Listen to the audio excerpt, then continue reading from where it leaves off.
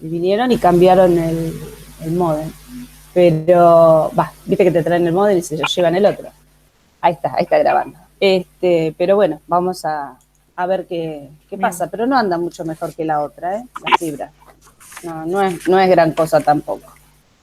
Bueno, cuéntenme, ¿cómo anduvieron con el texto de Calvo? ¿Lo leyeron? Sí, lo leí, sí. ¿Empezaron a leer nada más? ¿Lo terminaron de leer? ¿Qué les pareció? ¿Les resultó muy complicado? No, No. no lo terminé, pero sí. Yo lo vi como un repaso, profe, de todo lo que veníamos hablando en En parte. re- Bien, en realidad es así. Es decir, la mayor parte de lo que menciona Calvo nosotros lo hemos ido viendo. ¿Sí? En distintos autores lo hemos visto. ¿Mm? Lo que pasa es que, bueno, lo que hace Calvo de alguna forma es tener otra mirada, en el sentido que es una mirada muy crítica, ¿no? O sea, se Sí. dieron cuenta de que es un historiador que tiene una mirada crítica sobre los sectores dominantes, ¿no? Entonces, bueno, de alguna manera intenta demostrar que estos sectores fueron conscientes de esta incorporación al mercado mundial y que era bajo la idea de que entrábamos como un estado dependiente, ¿no? Así que bueno, es una mirada crítica. Bueno, a ver, ¿qué me pueden contar del texto? A ver qué pueden, qué encontraron, qué les pareció, por qué se llama colonialismo interno, dice, economía nacional y colonialismo interno, ¿por qué tiene ese nombre? Hola Walter, ¿qué tal? Florencia también no te saludé, hola Flor. Ah, Lucas también entró, bueno, fueron entrando y yo no lo vi. Bueno, a ver, ¿por qué tiene ese nombre? ¿Por qué habla de colonialismo interno? Y porque en cierta forma es un fenómeno internacional, ¿no es cierto? Como que quiere significar el tema del dominio y la explotación, ¿no es cierto? De los Ajá, nativos, en los cuales estaba, era un tesoro bastante rico en el tema de la explotación con estos nativos y, bueno, el conocimiento de la tierra, ya pero ¿a qué se que, refiere bueno, con los nativos? ¿A qué se refiere con los sí, nativos? sí, porque todavía o sea, nuestro territorio no estaba tan explorado como se dice. Y bueno, Ajá. los nativos, los que nacieron en este territorio, porque vamos a decir que la verdad que vinieron y expropiaron la tierra Está bien. y los Pero me dejaron. parece que Sí. no apunta para ese lado. A ver, Ujú. no, Profe, yo lo interpreté sí, al colonialismo como el tema habla de la hegemonía de Buenos Aires sobre las demás provincias. claro, para ese Sí, lado lo veo yo también. también. Ujú. Sí, Claro, como para es la ese nueva, lado. Buenos Aires, la nueva metrópoli de Exacto, todo el territorio argentino. exacto, Sí. ¿no? Exacto. Y bueno. A Ujú. intentar mostrar que en este periodo entonces lo que se produjo fue esto, ¿no? O sea, Buenos Aires se convierte en la metrópoli de las provincias del interior, ¿no? Con cierto, digamos, bueno, como que es Buenos Aires y cierta participación del litoral, pero bueno, es Buenos Aires y las provincias del interior entonces se incorporan como colonias, entre comillas, de Buenos Aires, ¿no? Bajo este concepto, pues, un estado de dominación de Buenos Aires. Y Argentina, a su vez, como dominada dentro del que es el mercado mundial, ¿no? Porque entramos vendiendo Sí. materias primas a ese mercado mundial. Bien, ¿qué más? Después Y habla bueno, también sí. habla. Bueno, el litoral, o sea, sí, tiene mucha preeminencia en este aspecto, ya que hace posible esa alianza, ¿no es cierto?, con el tema de una cohesión ideológica, o sea, frente a Buenos Aires. O sea, es todo anexado para que se pueda llegar a una conformación específica y añadir a esos nativos, digamos. Bueno, había rivalidades, o sea, como en todos lados, o sea, regionales, para poder llegar a una consolidación, digamos. Bueno, también está el tema del colonialismo agrario, que, bueno, o sea, para ir cerrando el tema de desde mi punto, ¿no? A ver, ¿y qué Lo dice que es sobre ese colonialismo agrario? ¿Por qué fue importante establecer colonias agrarias en el litoral? Agrícolas, ¿no? Colonias agrícolas, como las vimos en San José, San Carlos Esperanza, todas esas colonias que se establecieron en el litoral, en el norte de la provincia de Buenos Aires. Sí, fue más que nada hacia un desarrollo en cuanto al tema demográfico, ya que como me tocó el tema a mí, la normatividad jurídica, bueno, esa Ajá, normatividad jurídica se debió al tema de la expansión, o sea, demográfica, ya que como vino una inmigración de Europa para poder llegar a producir este territorio que está, reitero, está era bien. riquísimo riquísimo en tanto Eran buenas las tierras, tierras, ¿no? sí, buenas Claro, tierras, o sea, los latifundios estaban en manos del poder de los latifundistas, digamos. Ahí claro. aparecieron nuevas Y acá en estos instituciones, las casos, leyes. Sí. claro. Y en este caso, en las provincias estas del litoral en el cual se produce la colonización, lo que había pasado es que había muy poca gente, ¿no? Porque Mm. se había despoblado por tantos años de guerras civiles y de conflictos desde la independencia para acá. Y entonces, bueno, ahí se instalan las colonias. Pero de alguna manera lo que plantea el autor es que las colonias también le cambiaron a estas provincias su principal producción, ¿no? Pasaron de ser provincias ganaderas a ser provincias Sí, una agricultura extensiva, digamos. Tenían agrícolas, Agraria. territorio para sí, sí, ¿sí? sí, sí, O sí, sea, pasaron a ser tenían provincias agrícolas, una extensión ¿no? agricultura, sí, sí, Y como que esto no fue casual, lo plantea el autor, ¿no? Como que el hecho de que estas colonias pasaran a convertir a esta provincia de Entre Ríos o parte de Santa Fe en provincias agrícolas y dejaran de ser provincias ganaderas, como que eso beneficia a los ganaderos de Buenos Aires, ¿sí? sí. De alguna forma. ¿Qué otra cosa dice? A ver, de otras provincias. Vieron que o sea, la primera parte no, pero después empieza a hablar de las diferentes provincias, ¿no? ¿Qué producía cada provincia y cómo fue cambiando la producción, ¿no? Ya Sí. avanzamos un poco, nos fuimos a la página 125, después al final volvemos para atrás. Bueno, ¿No? profe, habla, por ejemplo, del caso de Entre Ríos, Sí, de la importancia del ganado ovino, como ya lo habíamos visto, de la cría de ovejas, y también habla bueno, de que se importaba tasajo y todo a los mercados de Cuba y Brasil. sí.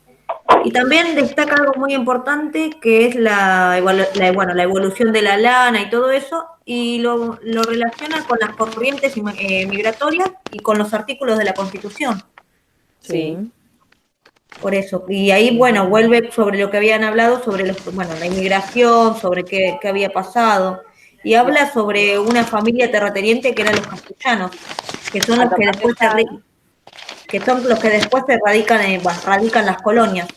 claro. O sea, ahí este sistema de colonización agraria, acuérdense ustedes que es una inmigración dirigida, ¿sí? Que el Estado la fomenta, o sea, que el Estado es el que manda a representantes en el exterior para que traigan a los inmigrantes, y menciona dos casos, uno es el de Aaron Castellanos y el otro es el de Becky Herzog, que también va a intervenir en esta colonización. Pero acá lo interesante de prestar atención es que lo que plantea el autor es que debe ser provincias, como bien decías vos, que eran laneras, de producción de tasajo, de producción de carne, que pasan a ser provincias productoras de productos agrícolas, ¿no?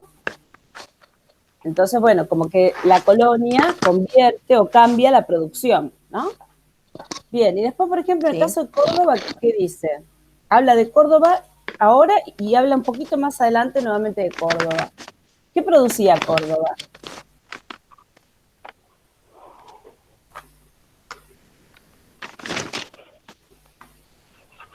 Cuando habla de economía del interior mediterráneo. Dice, mientras tanto, la escasa agricultura desarrollada en Animales Córdoba. para saladero. El Ajá, tasajo era eso también, ¿no? Era carne salada, el charqui, más al exacto. norte.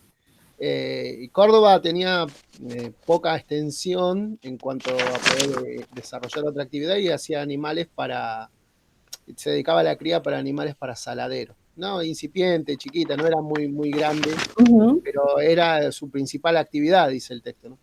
Bien, bien. Y además Córdoba era, digamos, una zona de circulación, ¿no? Como el hecho de estar en la mitad, podemos decir, del territorio, era una zona de paso de carretas, ¿sí? De intercambio, etcétera. Bien. Después habla de Santiago del Estero. Sí, perdón. No, que nota de color, digamos, que es Córdoba es la provincia central de la República Argentina. Claro. Y la que en Tiene- definitiva había querido ser la que fuese capital, etcétera, ¿no? Y Sí, bueno, la sí. dejaron afuera. Ujú. Bien. Después habla de Santiago del Estero. ¿Qué dice Santiago?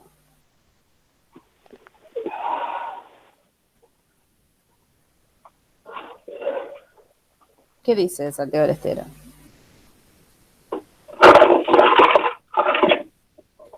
Dice que tiene una economía decadente. Tenía cultivos de trigo y de maíz muy escasos. También era por una cuestión geográfica, climática, ¿no?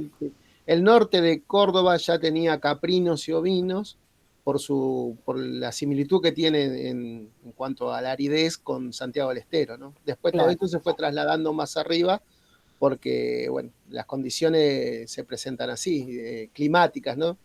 Santiago dice que tenía una economía decadente y, bueno, se dedicaba al trigo y al maíz de manera bastante acotada, digamos. Bien. Y algo de ganadería, como bien decías vos. Después habla de Tucumán. Y ahí, bueno, hay que prestarle atención a Tucumán porque Tucumán va a ser una provincia bastante beneficiada por el cambio, ¿no? ¿Qué dice? ¿A qué se dedicaba Tucumán?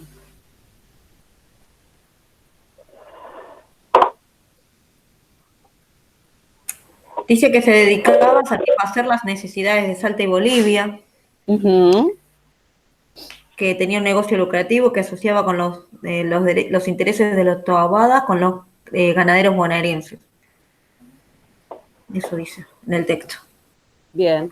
Ahí en la página 128 empieza a hablar de Tucumán. Dice, una tónica diferente ofrece la economía tucumana, a pesar de que la industria azucarera era rudimentaria, ¿no?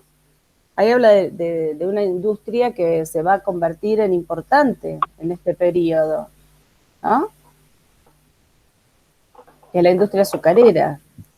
La República Separatista de Tucumán se caracterizó por el tema del azúcar con el obispo Colombres, ¿sí? Claro. Que fue que la introdujo la idea y sí, se utilizaban las mulas que venían de Córdoba, ¿no? Que en Córdoba, en Santiago se engordaban, iban para el norte y se utilizaban mulas y bueyes en la República Separatista para, para la molienda de azúcar. Yo le digo República Separatista porque en la cuadra que está la casa histórica está ese momento en que Tucumán quiso tener su propia constitución y separarse.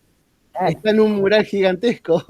Por eso me quedó que es la República Separatista. Claro, pasa que Tucumán para el norte, en realidad, está muy volcada al comercio con el Alto Perú. O sea, lo que menos le interesaba era volcarse hacia Buenos Aires. Entonces, lo que va a pasar en esta época es que le dan vuelta a la economía. O sea, a todas las provincias del noroeste, Tucumán, Salta, Jujuy, estas provincias van a pasar a producir para el litoral y no estaban acostumbradas a ese mercado. Ellas producían para el mercado del Alto Perú. Entonces, lo que tiene que hacer Buenos Aires con esta idea de Calvo de colonizar al interior es convertir esas provincias en productoras de materias primas que necesita Buenos Aires. Y Buenos Aires, en estas industrias alimenticias y de vinos, etcétera, que se empiezan a desarrollar, necesita azúcar. Por lo tanto, entonces, lo que vamos a ver nosotros es que en este primer periodo que menciona el texto de Calvo, tiene una industria, entre comillas, agrícola bastante básica, ¿no? Con trapiches de madera, ¿sí? Moliendas de piedra, movidas, como vos decís, por mulas, ¿sí? Un sistema bastante rudimentario, ¿no? Y después produce otro tipo de cosas que son básicas de Tucumán, como pueden ser maderas, como pueden ser cueros, ¿sí? Menciona frutales, naranjos, creo, ¿sí? Naranjos, quesos, arroz, ¿m? Muebles, ¿sí? Y dice que va a cambiar mucho esto a partir de la llegada de ¿qué? ¿De qué medio de transporte? El ferrocarril, cuando llega El el ferrocarril. ferrocarril transforma un poco el tema de Exacto, la producción. exacto, ¿sí? Porque estos trapiches de hierro que van a ser introducidos por Urquiza, obviamente que cuando llegue el ferrocarril van a ser ya complementados por toda una serie de máquinas que van a empezar a traer de Europa, que si vos no tenés un transporte como el ferrocarril, para llevarlas a Tucumán, en carreta era imposible. Y si era posible, era carísimo. Entonces, bueno, durante este periodo, nosotros vamos a empezar a ver cómo se inicia la producción azucarera, cómo pequeños productores empiezan a desaparecer como productores azucareros y simplemente lo que son es cultivadores de caña, ¿sí?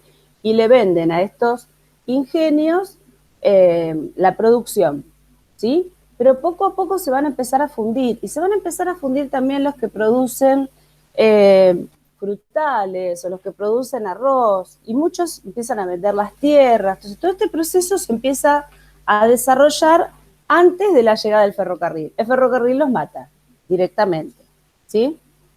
Pero bueno, siguiendo con el orden del texto, después hablaba de Catamarca. ¿Qué produce Catamarca? Catamarca, La Rioja, San Luis.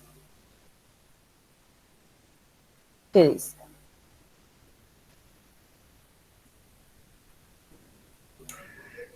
Profe dice que en cuanto a La Rioja, que tenía relaciones comerciales con el resto de las provincias, a través de Córdoba, enviaba sus vinos hasta el litoral.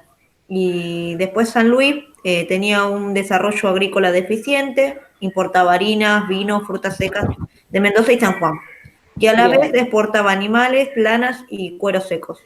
bien, Tenían industria textil primitiva y que también era acusada por el impacto de la penetración manufacturera de Gran Bretaña. bien, muy bien. Muy, Catamarca llevaba vacunos a Chile, cosa que también después hizo Salta y otras provincias, y tráfico de mulares, también uh-huh, mulas, con Bolivia, vendían a Córdoba, suelas, crines, bien. y ahí se produce, creo que 1860, por ahí el tema, o por ahí, no sé, no me acuerdo bien, pero lo del cobre en Andalgalá, Ah, sí, sí, la sí, mina sí, de sí. cobre, y también tenían tabaco y vid, que Bien, cosas que por ahí, la vid, por ejemplo, y los olivares todavía lo siguen teniendo en Catamarca, ¿no? Y en La bien, Rioja, sobre todo. bien, muy bien. Sí, Andancalá 1860, muy bien. Bárbaro. No tenía tampoco la fecha, yo la voy a anotar por algún lado. ¿A dónde está? Acá. 1860. Bien.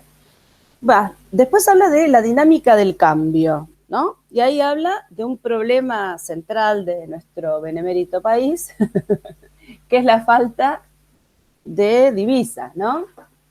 Particularmente está hablando del litoral, habla más que nada de la confederación, ¿sí?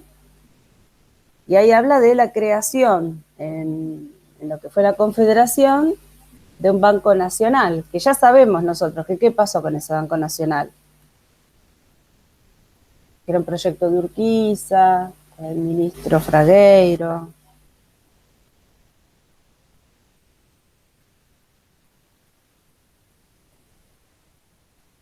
Estamos en la página 130.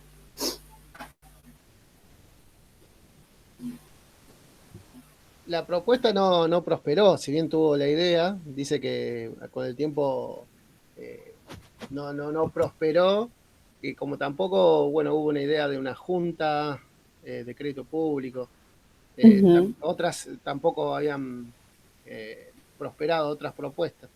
Eh, Había bastante problemas, la idea estaba bien, pero había bastantes problemas para ponerse de acuerdo, como siempre. Exacto, ¿no? O sea, acá es uno de los problemas para motorizar el proyecto de Urquiza va a ser la falta de dinero, ¿sí? Es decir, los préstamos que se puedan conseguir van a estar disputados entre la Confederación y Buenos Aires, y Urquiza intenta entonces crear un banco nación, imprimir billetes bueno, hacerlo circular y no lo consigue, ¿sí? No los aceptan. Y bueno, y después están otros casos de bancos que no son completamente privados, que menciona el autor que se intentan también establecer y todos fracasan, ¿no? Y habla después de la ley de derechos diferenciales, que ya sabemos nosotros de qué se trata, ¿verdad? ¿Se acuerdan? Sí, ¿no? ¿Se acuerdan? ¿Sí? Esta ley entonces que trataba de que todo el comercio marítimo y fluvial fuese hacia Rosario y no hacia Buenos Aires. Bueno, sabemos nosotros que fracasa. Y entonces, bueno, en definitiva, este intento, dice, de Urquiza, de lograr ellos, digamos, la colonización desde el litoral o la Lorena, de lograr la colonización también fracasa. Para esto hay que volver de nuevo para atrás, ¿sí? Es decir, hasta acá el autor lo que está queriendo mostrar es que cuando, bueno, se va a los tiempos de Rosas, dice que se había dictado la ley de aduanas, ¿se acuerdan? Esa ley de aduanas había intentado de alguna forma, comillas, proteger, que en realidad no fue el objetivo, proteger entonces a las artesanías y a las producciones del interior de la provincia de Buenos Aires, ¿no? Porque era gobernador de Buenos Aires, pero al frenar la entrada de mercancías europeas, dice el autor, también esas mercancías no llegaban al interior, entonces florecieron ciertas artesanías y ciertas producciones en el interior. Entonces él dice que ahí empezó la colonización interna, ¿sí? Que de Caseros a Pavón, ¿tá? Mientras Buenos Aires está separada de la Confederación, de Caseros a Pavón, el intento de Urquiza fue hacer lo que va a terminar haciendo Buenos Aires, es decir, Urquiza lo que intenta en ese periodo va a hacer que las provincias del interior se unifiquen en un mercado interno, ¿está? Entonces, bueno, ¿qué dice? Ah, bueno, listo. Mariela no puede. Bueno, entonces, que Urquiza en ese periodo lo intenta, no lo consigue, armar un mercado interno. Entonces, bueno, lo que menciona aquí es que, bueno, Urquiza intentó, como dijimos recién, crear el banco, lo que Urquiza intentó, por ejemplo, con el traslado de ciertos elementos para esos ingenios azucareros, fomentar la producción en el interior, con el intento del ferrocarril de Rosario a Córdoba, que no se termina de hacer, intenta entonces integrar, ¿no?, las provincias del interior con el litoral, al abrir puertos sobre el río Paraná, abrir entonces también otras posibilidades de comercio y no solamente que fuese Rosario, vieron que dice que intenta que fuese Gualeguaychú, también otro puerto importante, inclusive al principio él quería que Gualeguaychú fuese el puerto, ¿sí?, de la Confederación, pero después de alguna manera se convenció que era mejor que estuviese en Rosario y que no estuviese la misma provincia, la capital y el puerto, ¿no?, para que no volviera a pasar lo que pasaba en Buenos Aires. Bueno, y dice el autor, al ser derrotado en Pavón, todo este proyecto de alguna forma de armar un mercado interno desde el litoral fracasa, ¿sí? Y se impone la hegemonía de Buenos Aires, ¿eh? Dice que fue el único intento, ¿no?, de alguna forma el único intento que hubo por oponerse a la hegemonía porteña. ¿Sí? Y cuando el litoral creyó que lo había logrado, la derrota en Pavón, bueno, de alguna manera frena este proyecto. Y bueno, y nosotros ya sabemos que la derrota en Pavón, en definitiva, también tiene que ver con este problema que tiene el interior, el litoral, que no tienen capital para la mayoría de los proyectos que quieren, no tienen dinero para las obras públicas, ¿sí? O sea, poco a poco el litoral se somete, ¿no?, dice el autor, a las decisiones porteñas. ¿sí? Entonces, bueno, Urquiza lo que hizo en Pavón es rendirse ante la hegemonía porteña. ¿Mm? Eso lo dice antes de empezar a hablar de la colonización agraria, antes, ¿eh? Y después de la dinámica del cambio, al final, ¿sí? Vuelve a hablar, dice, consecuencias, a ver, pero no sé cómo es el título, 132.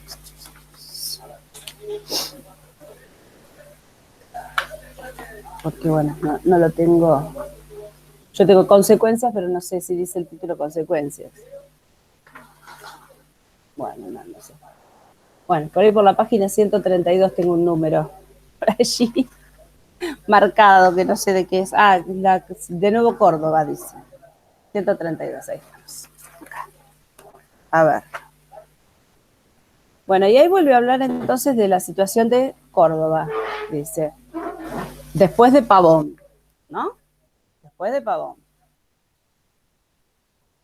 Acá el autor lo que dice, página 132, ¿cómo operan los llamados factores de cambio en algunas provincias bajo el liberalismo imperante? En el caso de Santa Fe, como vimos, se acentúa la colonización agrícola, desplazando la ganadería y al comercio, que se constituyeron sus actividades tradicionales. A partir del 65 amplía el mercado a raíz de las necesidades emergentes para abastecer a los ejércitos aliados de la Guerra del Paraguay. Y desde el 70 introduce sus harinas en Buenos Aires, estimulando su producción, la creciente demanda del exterior. El aumento del precio de la tierra genera la aparición de arrendatarios sometidos a las condiciones impuestas por los grandes propietarios, únicos beneficiarios, por otra parte, la situación bélica exterior. Así que sería la guerra de la Triple Alianza. Y después se vuelve a hablar de Córdoba. Entonces ahí lo que hace el autor es empezar a hablar de qué pasa en todas estas provincias después de Pavón, ¿sí? Es decir, después del 60 más o menos, ¿sí? Empieza a hablar de cómo empiezan a cambiar estas economías, ¿sí? Entonces, bueno, lo de Santa Fe, después habla de Córdoba, ¿sí? ¿Alguien sabe qué dice de Córdoba?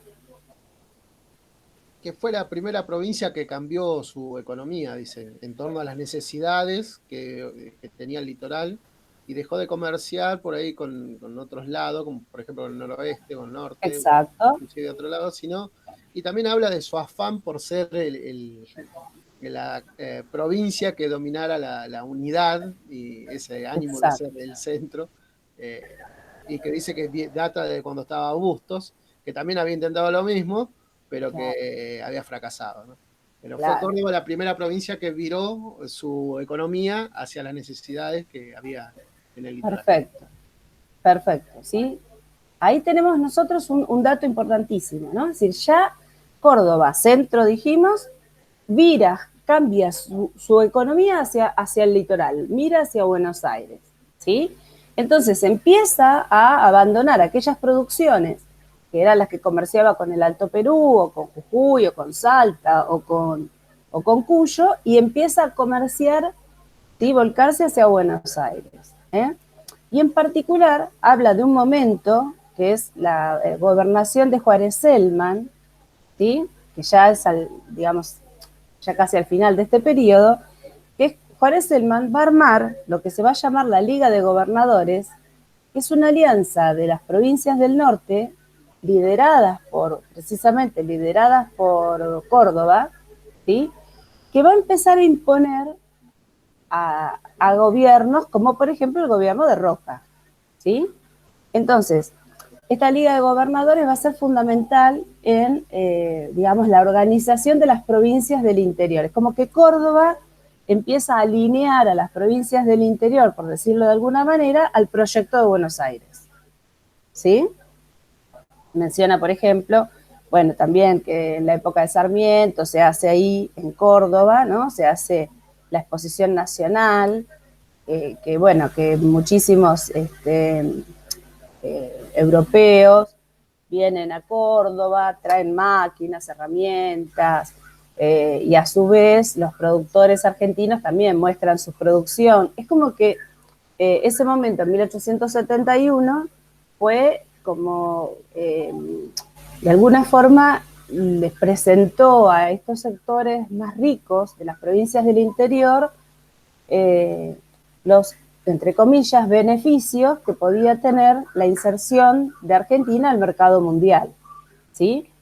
Por un lado, Argentina se mostró al mundo, pero por el otro lado, esta exposición le mostró a los, ¿cómo se llama? A los terratenientes y a aquellos productores del interior,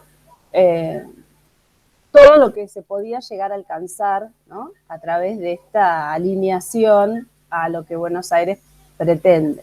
¿Sí? Bien. Después habla de Santiago del Estero y nuevamente de Tucumán. ¿Y ahí qué dice?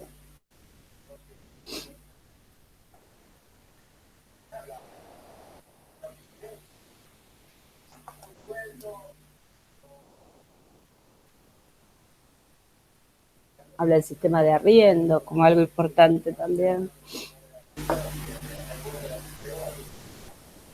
Bueno, ahí dice que llegó a Santiago del Estero, a la zona de Tucumán. ¿Qué elemento?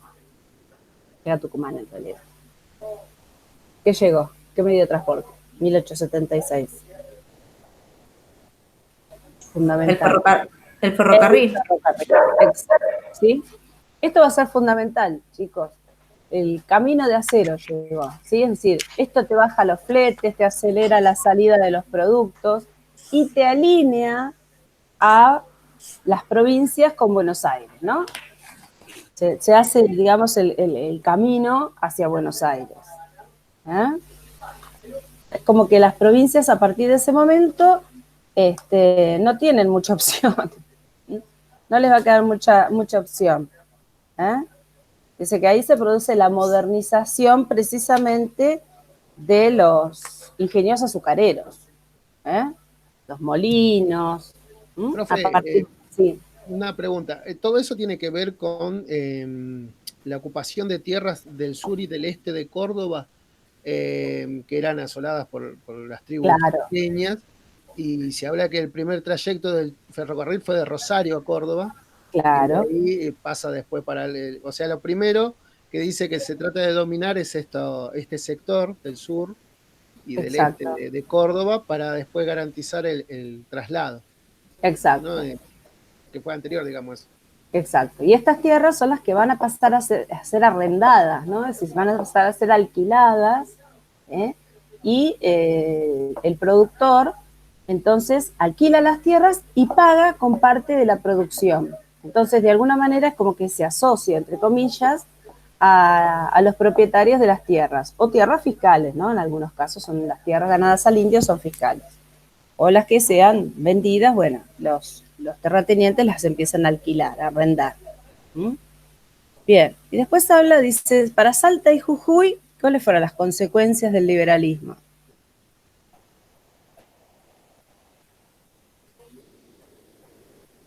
La llegada del ferrocarril y la apertura del comercio internacional, ¿qué consecuencias trae? Catastrófica, dice. Dice catastrófica. Exacto, catastróficas, ese es el término, ¿sí?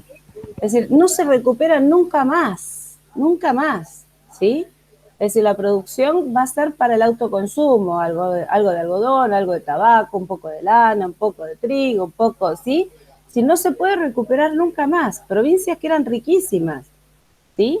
Pero en cuanto al comercio con Bolivia, digamos, al comercio podían tener con el Alto Perú, pero sus productos no llegan a Buenos Aires. Un poncho de Salta, ¿sí?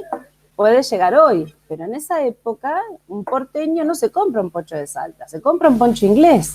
Entonces, para estas provincias del interior, la competencia va a ser catastrófica, ¿sí? Va a quedar solamente para su subsistencia. Dice, lo mismo va a pasar en Catamarca, bueno, que encima Catamarca el problema que tiene es un problema también militar, que son las montoneras, ¿no? Los conflictos con el Chacho Peñalosa.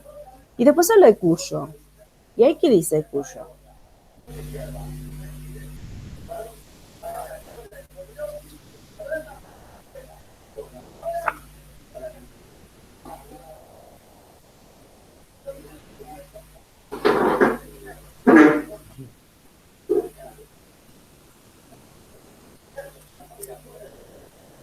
¿Qué consecuencias trae para Cuyo la llegada del ferrocarril? A ver, ¿dónde está? En la página 133. Mientras lo buscan, ya vengo. En un segundo vengo.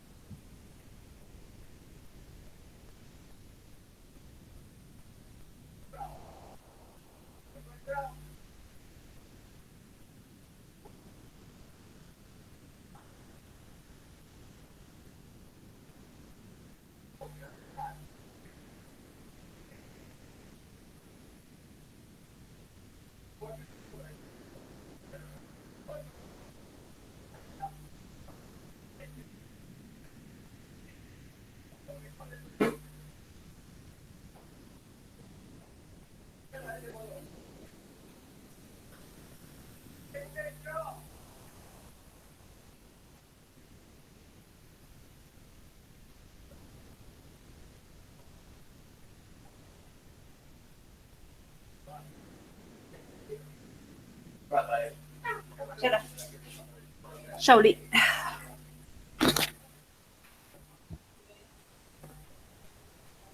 Aquí estoy. Bueno, ¿y qué pasó con Cuyo entonces? Y habla de que primero no la producción vitivinícola era abastecida internamente y por ahí a las provincias limítrofes, pero después hubo, a partir de 1867 creo que dice, hubo se importaba mucho vino y después empezó a producirse cada vez más y también aparece otro factor que es la minería y después a partir de 1880 y algo, 85, 86, llega el ferrocarril, con lo que le daba Claro. un impulso económico más fuerte a las provincias, sobre todo basado en la minería y en la producción de vinos, ¿no? La industria Bien. vitivinícola. El tren baja los precios, los fletes, ¿sí? Es decir, para muchas provincias, el tren, por ejemplo, para sacar la producción de metales, obviamente que el tren va a ser bárbaro, porque le permite bajar los fletes. No es lo mismo trasladarlo en carretas que trasladarlo en el tren, ¿sí? Pero para otras provincias el tren va a ser catastrófico porque le plantea competencia de productos que vienen del exterior. ¿Sí? Cuyo es realmente una zona que es beneficiada con el ferrocarril. Llega a Mercedes, a Mendoza, después llega a San Juan. Entonces, bueno, todo ese camino, digamos, va a hacer que las producciones locales se acerquen a Buenos Aires, se acerquen al litoral. ¿Mm? Acá en este caso menciona también algo que es un terremoto que se produce en 1861 y es un terremoto terrible para Mendoza, ¿sí? Bueno, no es el único, saben ustedes que toda la zona de Cuyo ha sufrido grandes terremotos terribles, pero este terremoto de 1861 mata casi al 70% de la población, que va a ser reemplazada por... Indios, dice. No, Y grupos aislados de bandoleros. sí, pero también por inmigrantes, ¿sí? Es Hay decir, un fuerte, sí, inmigración, pero hace claro, 1860 y algo así. exacto, ¿sí? Es decir, la inmigración que va a empezar a, Sí. la inmigración que va a empezar a llegar a Mendoza y a San Juan, a toda la zona de Cuyo, incentivada, ¿no? Porque, bueno, obviamente quieren repoblar esta zona, es gente que no son inmigrantes pobres. Muchos de ellos son inmigrantes que llegan con un cierto capital y algunos son de provincias vecinas, inclusive algunos son chilenos. Después cuando leamos un capítulo del libro vamos a ver que muchos chilenos se instalan o instalan al menos la casa comercial en Mendoza y empiezan a participar de lo que va a ser el comercio del vino. ¿Sí? Algunos se convierten en ganaderos y a su vez en agricultores, otros directamente son comerciantes u otros son directamente agricultores. ¿Sí? Es decir, bueno, vamos a ver que hay actividades concentradas, semiconcentradas. Bueno, hay un texto que es re complicado para leer, pero que tiene que ver con esto, y muchos de estos inmigrantes van a empezar a intervenir en lo que va a ser la industria vitivinícola, ¿sí? Mendoza, San Juan, San Luis, van a ser, parte de La Rioja, van a ser las que a partir de ahora se van a dedicar a lo que va a ser la producción vitivinícola para el litoral, ¿sí? No tanto para exportar, pero va a ser volcada hacia el litoral, ¿sí? El texto se llama Actividades Económicas Extrapampeanas y está escrito también por Calvo, que habla justamente de estas producciones. Bien, y creo que no habla de ninguna otra provincia más. Bueno, y después de esto, habla de la crisis del 73. ¿Qué consecuencias tuvo la crisis del 73? Que ya la mencionamos en el texto de Galetti la semana pasada.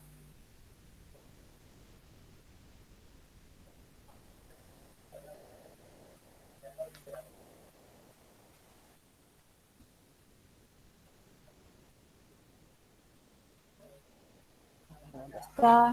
No la tengo marcada. ¿Dónde está? Como para decirles. Profe, ¿puede Sí. ser la crisis económica que postergó la campaña militar? No. ¿No? Perdón. Sí. ¿Sí? Ah, Sí, la del 73, sí. Sí. sí. De verdad. Estaba buscando y hablando a la vez y sí, tenés razón. Lo único que agoté, digo, está mal, no hablo más, dije. No, sí, tenés razón. Bien. ¿Sabés dónde está la página que no la encuentro? No, Profe, yo encontré una en la página 138, que dice que la crisis de 1873 determina la paralización de ventas y la disminución de circulante, la supresión de créditos bancarios, la despreciación de los valores inmuebles, quiebras, etcétera. Muy bien. Sí, con un déficit en el comercio internacional. Bien, eso. O sea, unos efectos graves. O sea, Bien, 130. muy diferente a la del 66. Exacto, ¿sí? Sí, con una deuda externa, Exacto. un quiebre y quiebre y cierre de talleres, Bien. salida de inmigrantes a otras regiones, Bien. un banco nacional también que se cerró. Bien. Bueno, hasta el 78 el país no se recuperaba. Bien, muy bien. Bueno, hubo varias cuestiones con respecto al tema de buscar una solución. Bien, O sea que, muy bien. Esta entonces, esta crisis del 73 se la menciona como un elemento importante en esta colonización interna, ¿no? Con lo que ustedes están diciendo, al paralizar el circulante, al quebrar determinadas producciones, al moverse la población para trasladarse hacia otras regiones, quiebras de bancos, etcétera, él la menciona como un elemento importante porque él dice que va a afectar mucho más a las provincias más pobres, ¿sí? Del interior y del litoral, ¿no? Pero sobre todo del interior. Y atrás habla de la ley proteccionista, que es la ley que debatieron, según lo que vimos nosotros, en el Congreso, los políticos, según vimos en el texto de Galetti, ¿no? ¿Y qué dice sobre esta ley? Sobre la ley proteccionista. Es el debate parlamentario del 75, puso de manifiesto a través de intervenciones de Pellegrini, Las lacras del liberalismo. Las lacras del liberalismo. Sus funestas consecuencias. Sí. Ahí salta bien clarito cuál es su pensamiento. No tiene ningún problema en decirlo. No, antes también cuando habla del crecimiento de las provincias, dice que son las consecuencias del sistema liberal. Sí. Las consecuencias del sistema liberal. Sí, es un escritor marxista. Sí. Tiene bien clarito su posicionamiento. Lo deja bien clarito. Bien. O sea, este debate proteccionista, esta ley proteccionista, ¿sí? Que nosotros, según lo que leímos, bueno, beneficiaba a ciertas producciones industriales, ¿sí? En la práctica, dice, esta ley dice que libraba la introducción de maquinarias y materias primas para contribuir al desarrollo de nuevas industrias y destinadas al proceso de la intensificación agrícola, ¿A quién beneficia? Se cobraban un pequeño, dice que un pequeño gravamen, pero obviamente era el puerto el que cobraba bajo la Claro, del o sea, puerto. O sea, la bueno, plata iba a quedar en Buenos Aires. la plata va a quedar en Buenos Aires y los principales beneficiarios de esto van a ser o los ganaderos de Buenos Aires y del litoral o los principales industriales, terratenientes, o sea, los grupos económicos dominantes. O sea, esta ley proteccionista, dice Calvo, no beneficia al pequeño productor, que quizás fue la intención de esa unión industrial o de esa alianza industrial que se había armado en el 75, ¿sí? Y a los políticos también protegía, ¿no es cierto? Y dice que también a los políticos, exactamente, ¿sí? También a los políticos que, por supuesto, están todos embarcados en este modelo liberal, ¿eh? Sí. Por eso dice las lacras del liberalismo, porque todos... Y del libre cambio. Claro, exactamente, ¿sí? Autonomistas. Exactamente. Por eso, bueno, después menciona que a partir del 80 se empiezan a desarrollar pequeños establecimientos industriales, alimentos, vestidos, construcciones, artes gráficas, etcétera. Que bueno, muchas de ellas se beneficiaron por la introducción barata, digamos, de algunas máquinas y materias primas que les podían servir, insumos que le podían servir a su producción, ¿no? Pero dice que además de eso, trajo, bueno, ya sabemos, el ferrocarril, ¿no? Todo eso muy lindo, pero dice que, ¿qué otra cosa trajo? Esta apertura, esta inmigración, esta llegada del ferrocarril, esta llegada del frigorífico, esta llegada, o sea, todos estos cambios que se introducen en esta época, le traen algo que estos grupos dominantes no habían calculado. ¿Qué se introduce?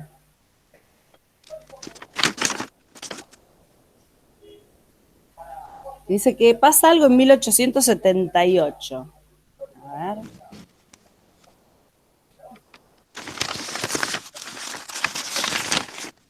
Está ahí ya medio cayéndose de la fotocopia.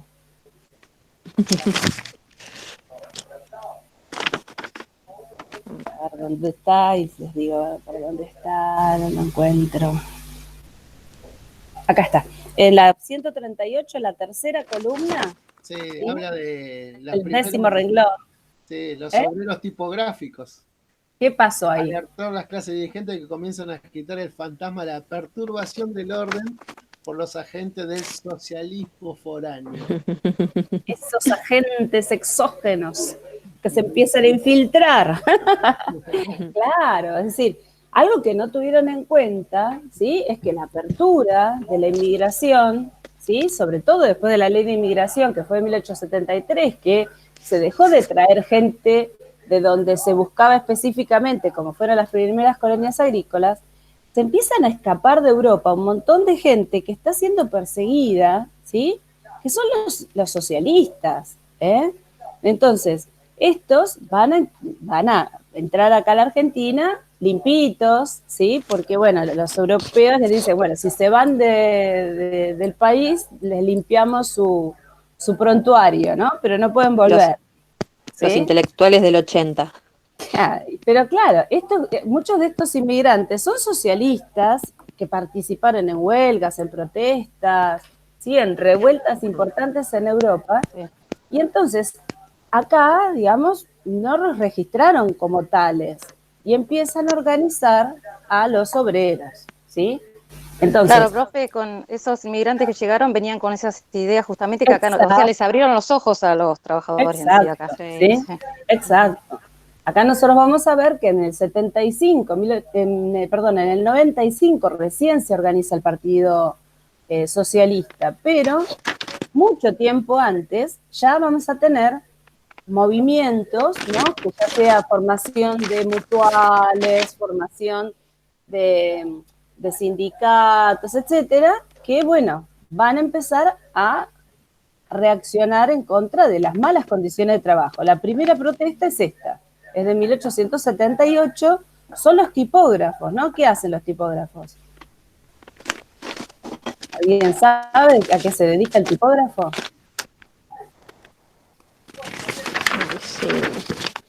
los que hacen el periódico, ¿sí? Los periódicos en esa época se hacían con tipos móviles, es decir, cada letrita, ¿sí? Estaba hecha en hierro e insertada en una madera, y entonces el tipógrafo lo que hacía era escribir con las letritas, ¿sí?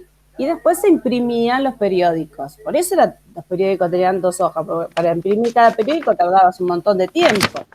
Entonces el tipógrafo era el que imprimía, o sea, era un tipo que sabía leer, sabía escribir, era un tipo culto, que conocía, ¿no?, la historia de los países europeos. Entonces, estas personas acá en Argentina se van a encontrar con un lugar virgen de todo esto. Entonces, bueno, los tipógrafos son los primeros que organizan la Unión Tipográfica, que va a ser entonces una organización ya de tipo sindical, y hacen esta primera protesta, ¿sí? Y consiguen, bueno, mejorar las condiciones de trabajo. Sobre todo, trabajaban muchos chicos, porque las letritas eran muy chiquititas y necesitaban dedos chiquititos, ¿sí?, para poder armarlo. Y obviamente que el diario se hacía de noche, ¿no? Se trabajaban en horarios nocturnos. Entonces, bueno, pudieron conseguir que se establecieran mejores condiciones de trabajo, entre ellas que no trabajaran los chicos y que no trabajaran de noche, por ejemplo, ¿sí?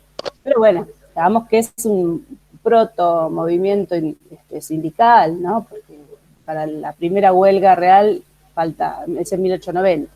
Pero bueno, lo que te está mostrando a esta clase dirigente es que, bueno, se les infiltró algo que ellos no calcularon, que fue la llegada de ideas socialistas, anarquistas, que bueno, que van a empezar a entrar al país.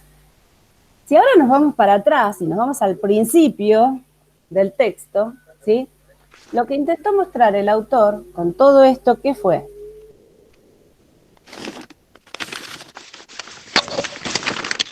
Con todo esto que nosotros fuimos hablando.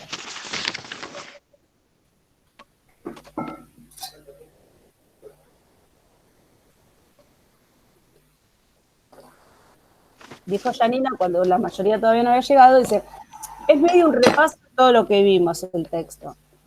Porque sí, precisamente yo por eso lo puse al final, porque todo lo que nosotros fuimos viendo, de alguna manera, confluye en esto, ¿no? Es decir, el autor lo que va a intentar mostrar es que a través de la implantación de este sistema liberal, ¿no?, se alineó a todo lo que es la economía en función de este modelo, que va a ser el modelo agroexportador, ¿sí? Entonces, este país moderno, este país que se tecnologizaba, este país que empezaba a entrar en el mercado mundial, que consolidaba sus instituciones, que delimitaba sus territorios, todo lo que fuimos viendo, ¿sí?, fue un proyecto de un grupo social dirigente que se estableció en Buenos Aires, ¿sí?, y que tuvo ciertas alianzas con el litoral y con algunas regiones del interior, ejemplo Córdoba, ¿sí?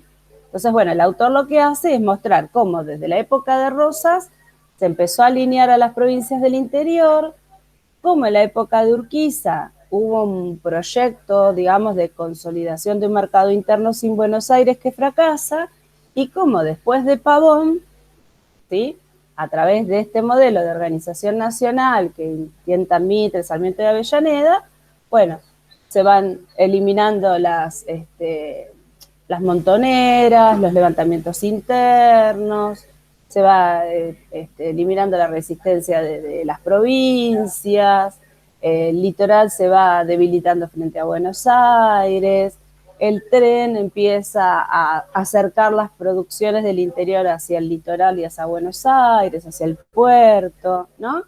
Y como tras la crisis del 73, dice el texto, la burguesía porteña asume, estoy leyendo, asume plenamente el control y el proteccionismo no es más que la aspiración de sectores porteños de trastocar el papel de Buenos Aires como intermediaria con Europa por medio de la, no, por la, no sé qué, puse, abastecedora del interior. Esperen que averiguo qué dice porque no entiendo mi letra. ¡Qué desastre esta profesora!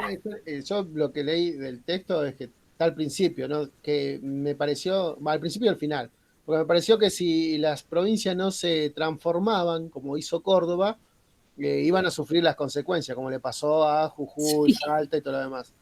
Y al final del texto él dice que en definitiva todo terminó siendo esta unidad supuesta nacional y el progreso nacional, el apéndice, un país convertido en el apéndice del viejo continente, de la Claro, potencia de otra, ¿no? O sea que todo se transformó un país en relación a las necesidades de otros y a la economía, no a las claro, necesidades internas, digamos. claro. O sea, Buenos Aires va a ser intermediario, ¿eh? Buenos Aires va a ser intermediario. A ver, acá está, ¿no? A ver si es esto. Lo que yo intenté leer, pero me faltó el final, ¿viste? Es como que cuando contás un chiste y te olvidas el final del chiste.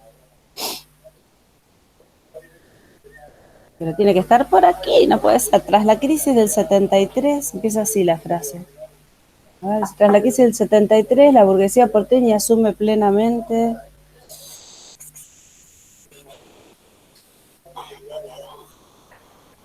Esta letra de miércoles que tengo yo.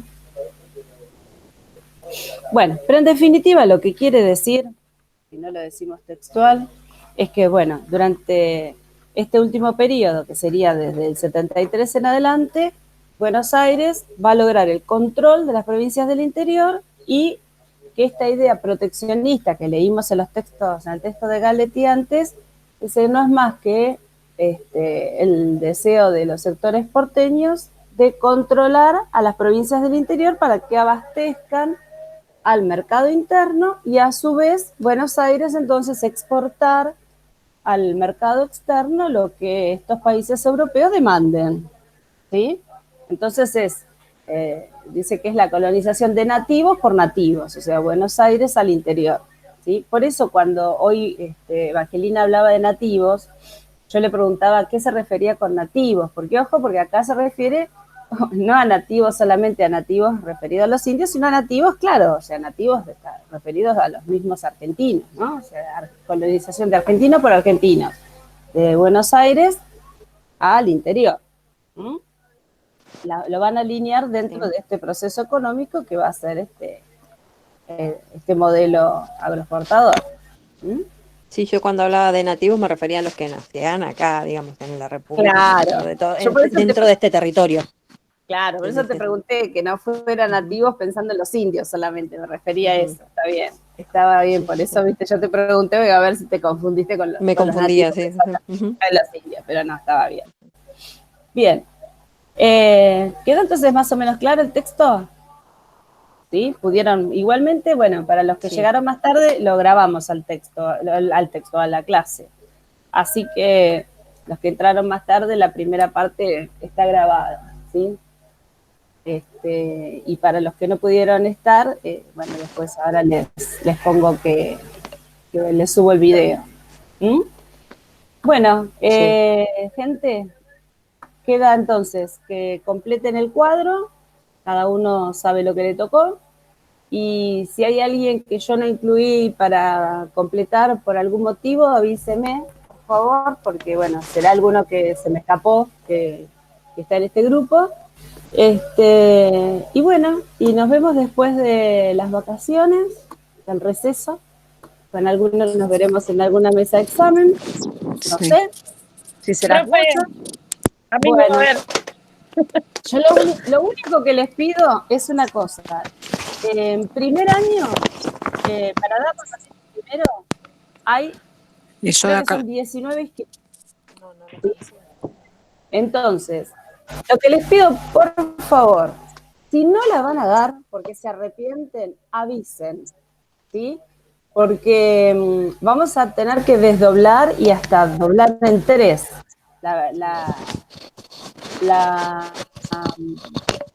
la mesa, ¿sí? Entonces, lo que sería interesante es, para no hacer, qué sé yo, 3 mesas, pensando en 5 personas en cada mesa, y si se va a presentar solamente 2 personas, porque me ha pasado, hay 15 inscritos y que se presenten solamente 2. Entonces, bueno, unos días antes de la mesa, se arrepienten, necesiten, avisen, ¿sí? Me mandan un mensajito a mí, le mandan un mensajito a la preceptora o a Javier Solís, y en vez de desdoblar la mesa o doblarla de 3, qué sé yo, en 4, no sé qué es lo que vamos a hacer, claro, sí, porque es un lío, porque, claro, una es esa, que es por Zoom, y el otro problema es que vos necesitas vocales para cada mesa. Entonces, si supongamos que, no sé, es Carinci vocal mía, pongámosle. Después, cuando vos desdoblás la mesa, ¿qué haces? ¿Sí? Es decir, la tenés que volver a llamar a ella para que vuelva a ser vocal. Es un lío. Entonces, bueno, para evitar todos esos líos, sobre todo en estas mesas populosas, ¿sí? Lo que necesitamos es que un llamado telefónico, che, profe, no me presento. Listo, ¿sí? Nadie les va a decir nada, si tienen derecho a presentarse y no presentarse. Así Profe, que, por eso, sí, una consulta. Yo no voy a dar ahora final con usted, pero yo tenía planeado más adelante. Mi problema es que yo no tengo firmada la libreta.